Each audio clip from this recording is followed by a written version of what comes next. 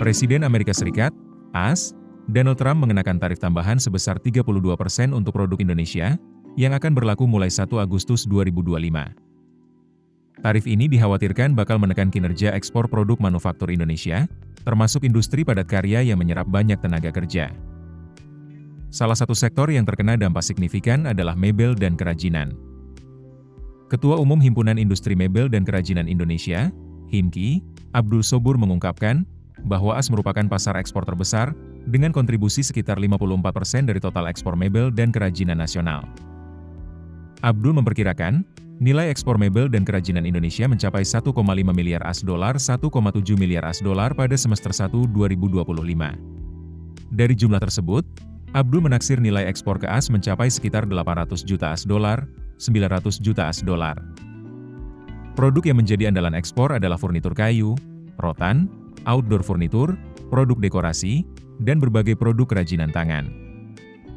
Selain pengenaan tarif 32%, Abdul juga mengkhawatirkan potensi beban tambahan, seiring ancaman Trump yang akan memberikan tarif impor tambahan 10% terhadap negara anggota blok ekonomi BRICS.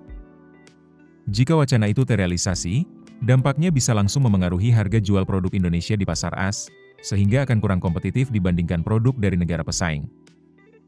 Langkah Trump mengenakan tarif 32% juga memberatkan industri alas kaki. Direktur Eksekutif Asosiasi Persepatuan Indonesia, Aprisindo, Yosep Biliedo Siwoda mengungkapkan AS menjadi pasar utama produk alas kaki Indonesia dengan nilai ekspor sekitar 2,39 miliar AS dolar pada tahun 2024. Menurut Bilie, pengenaan tarif 32% cukup mengejutkan pelaku industri alas kaki. Pelaku industri khawatir hal ini semakin menekan daya saing produk industri manufaktur Indonesia ke pasar ekspor AS. Industri komponen otomotif juga merasakan tekanan serupa. Sekretaris Jenderal Gabungan Industri Alat Mobil dan Motor, GIAM, Rahmat Basuki menyatakan, bahwa AS menjadi pasar ekspor terbesar kedua dengan nilai sebesar 1,03 miliar AS dolar pada tahun 2024.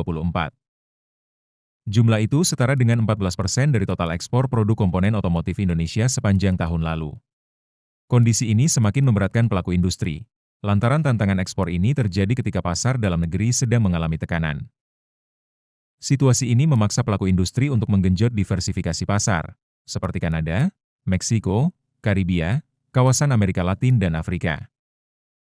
Industri mebel dan kerajinan juga berikhtiar untuk mendiversifikasi pasar.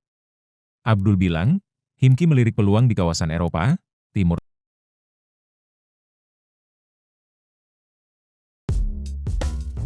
Keputusan bisnis terbaik datang dari data, bukan tebakan. Mudah berlangganan Business Insight dengan subscribe with Google.